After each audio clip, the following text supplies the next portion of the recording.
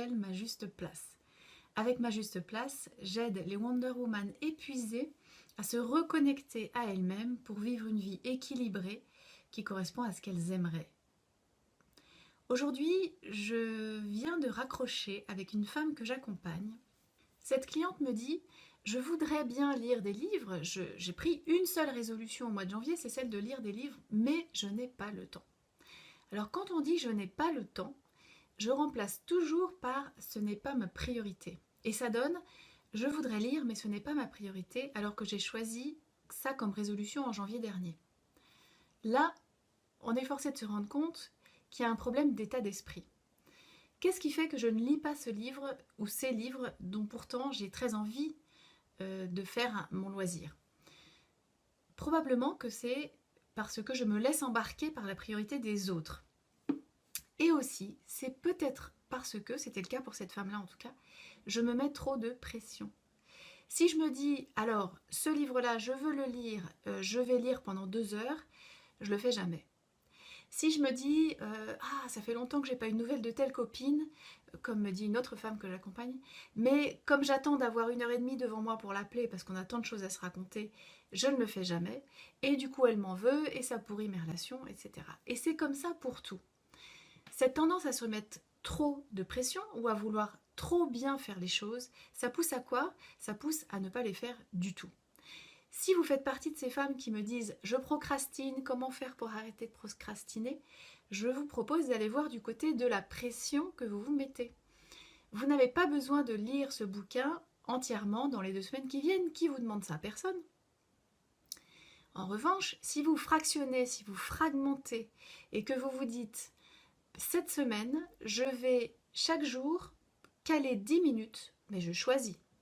Je choisis quand je la cale. Tout tient à ça. Je cale 10 minutes où je lis ce livre pendant 10 minutes. Essayez et vous voyez. Certaines personnes disent que ça ne leur convient pas. D'autres découvrent qu'elles peuvent lire un livre à cette condition-là, que ça soit fractionné. Quand je dis, alors ça vaut pour le livre et ça vaut pour beaucoup de choses, beaucoup d'autres choses. Il faut que je me remette au sport.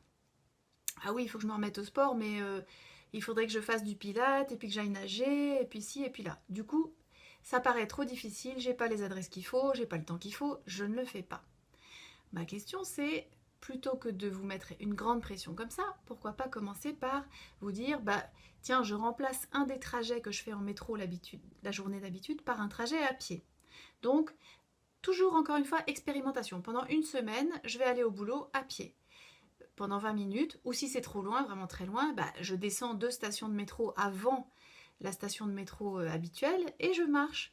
Si je peux m'offrir 1/4 d'heure, 20 minutes de marche par jour, c'est déjà une façon de me mettre en mouvement.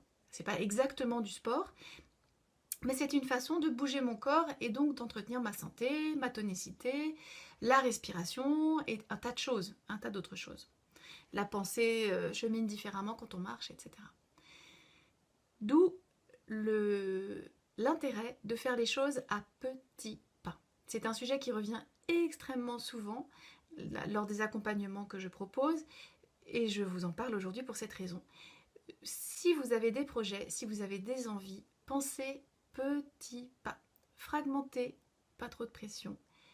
Il faut que ça vous fasse plaisir, que ça soit quelque chose que vous fassiez naturellement, sans trop d'efforts et surtout petit à petit. Je vous souhaite une belle semaine et à dans 2 lundis. Au revoir. Pour en savoir un peu plus sur qui je suis et ce que je fais, je vous invite à venir faire un tour sur le site internet majusteplace.com. Il est mis à jour chaque semaine. Vous y trouverez des minutes du lundi sous l'onglet blog. Vous y trouverez un peu plus d'informations sur moi sous l'onglet à propos. Et puis je vous invite à me demander une séance gratuite sous l'onglet séance offerte et à venir me retrouver sur ce fauteuil avec un bon café pour m'expliquer votre situation et voir comment je pourrais vous aider. À bientôt!